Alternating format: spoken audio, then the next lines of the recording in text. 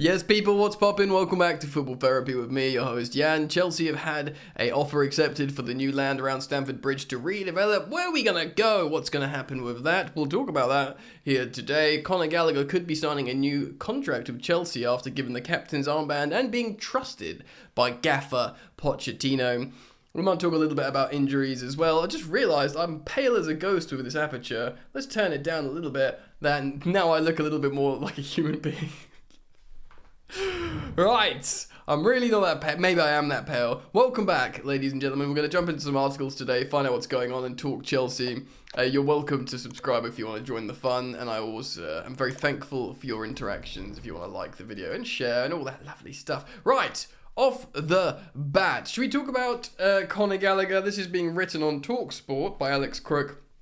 New contract for Conor Gallagher. Gallagher is open to signing a new contract at Chelsea after becoming a key player under new gaffer Mauricio Pochettino. The England international's future at Stamford Bridge was uncertain throughout the summer, as clubs, including Tottenham of course, were eager to prize him away. At one stage, Chelsea were open to the idea of cashing in on their academy product after putting £50 million price tag on his head.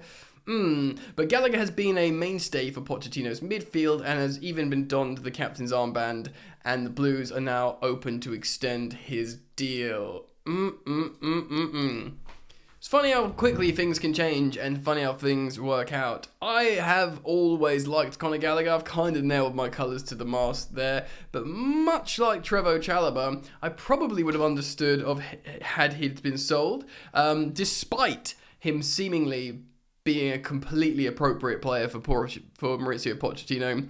Everyone was saying it across social media. Everyone was like, well, Pochettino's going to love Gallagher, isn't he? But despite that, we're all kind of thinking, yeah, but if he has to go for a lot of money, maybe.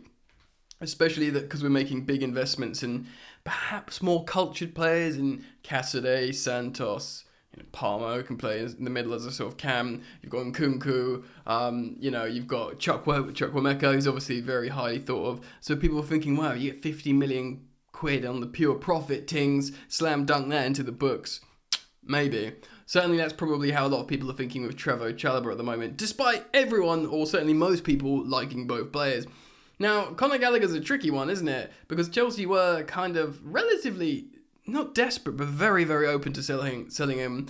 And now it puts the ownership in a difficult position, because you could say, well, it's a good position because if they want to sell him, you can just demand the money for him. He always gets called up by Southgate. He's wearing the captain's armband for Chelsea and their manager really likes him. So, Ange Postecoglou or other opposition managers would be like, yeah, this guy's good. He's a leader. He's always available. And he's never injured, and he's young and getting better, and is trending in the right direction. All right, let's drop 50 million quid in him. And you could argue that's down to Chelsea playing him, giving him the armband, and it's intelligent, like, marketing in a way, or what's it called, like sales pitching or whatever. But ultimately, it comes down to Pochettino actually really liking the player and probably wanting him to stay. Now, we know the player himself, Conor Gallagher, and his family are all diehard Chelsea fans. He's desperate to play for Chelsea. He's probably over the moon that he's wearing the captain's armband.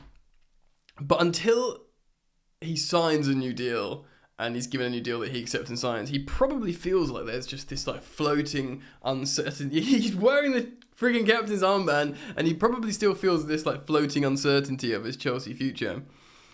If he signs a new deal, because also what we do as fans, we're so terminal with our opinions on players. Players get better, and young players can get much better. And young players that don't have bad injury records can definitely get a lot better, especially if they've got the application and dedication and they care about the club. All those things you can say about Conor Gallagher. Granted, he's probably not the silkiest, most naturally gifted player, but he's good. He's still good. He's intelligent. He can, he's got a good enough touch. He's certainly a very hard worker. And he cares, which means a lot. Like, would Conor Gallagher play in a Guardiola team?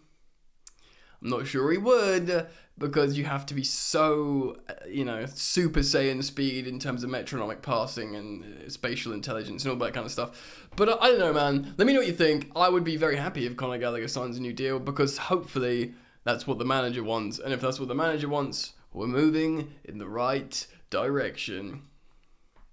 Alright, so in a minute we're going to talk about what's going on with Stamford Bridge, because it's a story that Nizar Kinsella has written on the Evening Standard, and it is interesting, so stick around for that to get comfortable. But I do want to read another article on the Evening Standard, which is a injury update written by Alex Young, of course, over this international break. Oh, by the way, actually, a quick shout out for Noni Madueke, who scored again in England's under-21s game that they lost, unfortunately. But I saw Cy Phillips tweet that it's three goals in 2 games for Noni Madueke, which is scintillating form for a winger, really. And should Cole Palmer not be available, maybe it's time to give Madueke a chance. So I want to salute him for that. Alex Young writes, there appeared to be light at the end of the tunnel, injury tunnel, for Chelsea, but then the international break hit. Romeo Lavia, Armando Broja, Cole Palmer and Mykhailo Mudryk have all suffered fitness scares over the past week.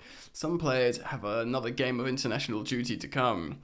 At least there's good news on Reece James. So Romeo Lavia, he was still yet to make his debut for Chelsea after joining Southampton for a deal worth up to 58 million big ones, having arrived lacking match fitness, and of course he got an ankle injury when training. While the midfielder has not suffered a setback as such, and a possible first match could come in November, the club want to be careful with the youngster. There are articles coming out saying he suffered another setback. He actually tweeted like anything for likes and clicks, then went on to delete said tweet.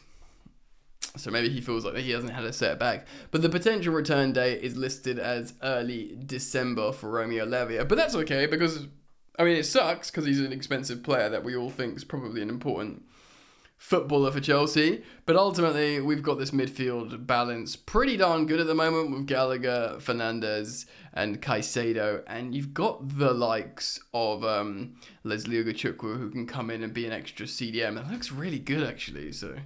So it's not the end of the world. Cole Palmer, which is he's been playing really well for Chelsea in the last 3 games before in the free game winning streak, which sounds silly, but we absolutely going to grab that with both hands, ladies and gentlemen. Cole Palmer has impressed since joining from Man City on deadline day, notching his first goal for the club, of course, before the international break. The youngster shook off a hamstring concern to start England's under-21s 9-1 win over Serbia last week, but he was forced off at half-time. So the manager, Lee Carsley, moved away for the fear, saying he thinks Cole will be fine. He just doesn't want to take any chances with the player. If there's a slight doubt that they're going to miss a game at the weekend, we can get them back to the clubs as quickly as we can. We would have kept Cole here another day to see how it was, but we didn't think it's right. Everyone else is fine. So yes, sending Cole back, wanting to be 100% sure, probably understanding and recognising how right now Cole is very important for Chelsea.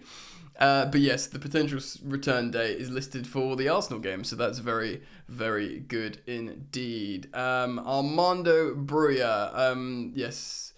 Chelsea have been hit with a fresh injury concern over Broja, and after the striker was also forced to withdraw from international duty, the Albania coach said, As far for Broja, I have got to give bad news. He was with the team for only 2 days. After consulting with the doctors and Chelsea's, he can't make it. He won't be ready for tomorrow.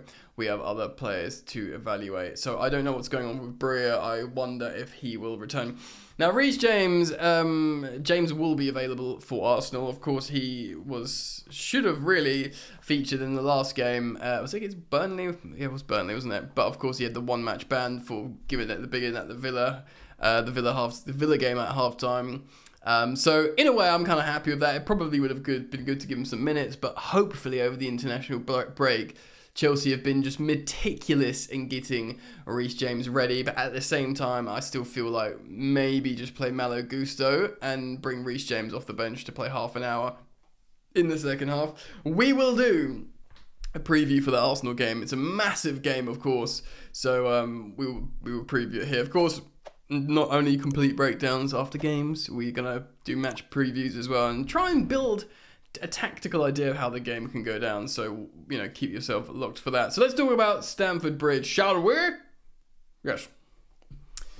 Right, Nizar Kinsella of the Evening Standard writes this. Chelsea's estimated £80 million purchase of the 1.2-acre Stoll Mansions, which is the site next to Stamford Bridge, has been accepted. Very nice. The Board of Trustees at Stoll Veterans Charity have today announced that after a 9-week consultation period and a further 6 weeks of internal discussions. That is one big internal discussion. 6 weeks.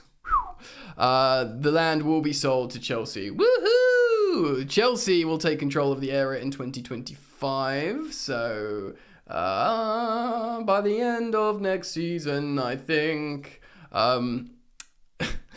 Beaten 13 other bids to boost plans to reap. So it's going to be Chelsea bidding, and the 13 other bidders will just be like, I guess, just like property baron gang. Stoll chief executive says the Chelsea FC ownerships group offer enables us to limit uncertainty for residents and offer support over a long period of time. Todd Bowley and Clearlake Capital want to build a new stadium for Chelsea, who have outgrown their 40,000 capacity home close to Fulham Broadway underground station, right next to it in fact. The aim is to build at least a 55,000 seater arena, but the decision has yet to be on whether to knock down and rebuild the current stadium or to relocate. I think, as it stands, it's going to be knock down and rebuild. They don't want to do stand by stand. I think that was the thing that Matt Law said, because they believe it's just not the most financially efficient shutting a stand one by one. They want to knock it all down, work really hard, and do a big unveiling. That's how I understand it. It is, however, now more likely Chelsea will opt to remain with a bigger footprint to develop on the current land. Yeah, well, that's it. We've all seen that extra land they wanted to buy next to Stamford Bridge. Now they can build an arena, sort of Chelsea FC land or whatever, fan experience, park, Chelsea FC park. Like, it's quite an American thing, but it's, yeah, I sort of endorse it if it makes the day out better for like young kids and stuff like that. Any decision to stay at Stamford Bridge will be popular with supporters who fear a move away from Chelsea. Of course, it's been there ever since 1905, Stamford Bridge. But yeah, they'd have to convince the Chelsea pitch owners as well, which is going to be really tough. It would, however, mean relocating to another stadium during the rebuild, with Fulham's Craven Cottage the primary candidate to host Chelsea. Of course, Wembley Stadium, the London Stadium, Twickenham are alternative. Look, those last three. Twickenham, I don't know. London Stadium, absolutely not. Wembley Stadium, absolutely not. And I feel like I just wouldn't want to do that to Pochettino again. After we had to do it with Tottenham for so long. And Tottenham's form went off a cliff when they were playing at Wembley. And I've been to Wembley a couple of times for cup finals. 2 Chelsea finals. We lost both, by the way. So I'm never going back to Wembley. And look, Craven Cottage is a lovely stadium. It is a lovely place to watch football. It's in Fulham. So it's literally like, minutes on the tube to get between Craven Cottage and Fulham Broadway. And they've just redeveloped one stand. It's by the river. The walk to the stadium is beautiful. Lovely little place. The only thing is the capacity's so small. Chelsea obviously want to go up to 55, 60, but they'll be going down to Craven Cottage. And yeah, obviously as well, it would be hard if they're sharing it with Fulham. It would be tricky to, do the fixtures. But yeah, I think it would actually be quite nice, Craven Cottage, to be honest. Let me know what you think about that, about the stadium redevelopment, your thoughts on that generally, everything else I've spoken about, injuries and stuff like that. Very, very happy to have you guys, you viewers and listeners as well. Some people just like to listen, which I understand. Very pleased to have you all back with me, and hope to see you guys back here very soon as we lead up to the Arsenal game and Chelsea's reintroduction into Premier League football after a very boring international break. Alright gang, peace.